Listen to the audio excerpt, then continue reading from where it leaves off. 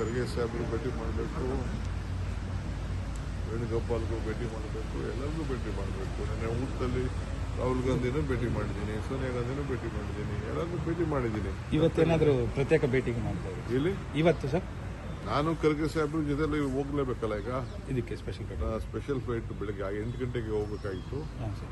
ಇದು ಕ್ಲೌಡ್ ಸ್ವಲ್ಪ ಪ್ರಾಬ್ಲಮ್ ಇದ್ದು ಹೋಗಕ್ಕಾಗಿಲ್ಲ.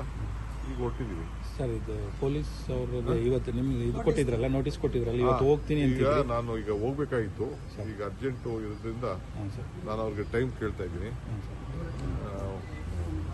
ಮುಂದಿನ ವಾರ ಬರ್ತೀನಿ ಅಂತ ಅಂದ್ಬಿಟ್ಟು ಸೆಷನ್ ಮುಗಿಸ್ಕೊಂಡು ಟೈಮ್ ಕೇಳ್ತಾ ಇದ್ದೀನಿ. ಇದು ಆ ನೋಟಿಸ್ಗೆ ಏನು ಲೆಟರ್ ಕಳಿಸ್ತಾ ಹೋಗ್ತಾ ಇದ್ದೀನಿ, ಬೇಕಾದ್ರೆ ನಿಮ್ಗೆ ರಿಲೀಸ್ ಮಾಡ್ತೀನಿ. ಯಾಕೆಂದರೆ ಅವರು ನನಗೊಂದು FIR ಕಾಪಿ ಅಟ್ಯಾಚ್ ಮಾಡಿಲ್ಲ. FIR ಕಾಪಿ ನನಗೆ ಬೇಕದು. ಯಾಕೆಂದ್ರೆ ನಾವು ಈಗಾಗಲೇ EDಗೆಲ್ಲ ಏನೇನು ಬೇಕೋ ಉತ್ತರ ಎಲ್ಲ ಕೊಟ್ಟಿದ್ದೋ ನಾವು.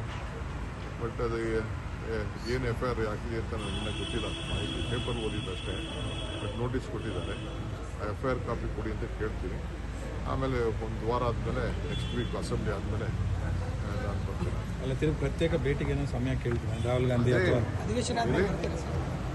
ಅವೆಲ್ಲ ನಮ್ದು ಅವ್ರದ್ದು ಇದ್ದೇ ಇರ್ತದ್ರಿ ಪಾರ್ಟಿಲಿ.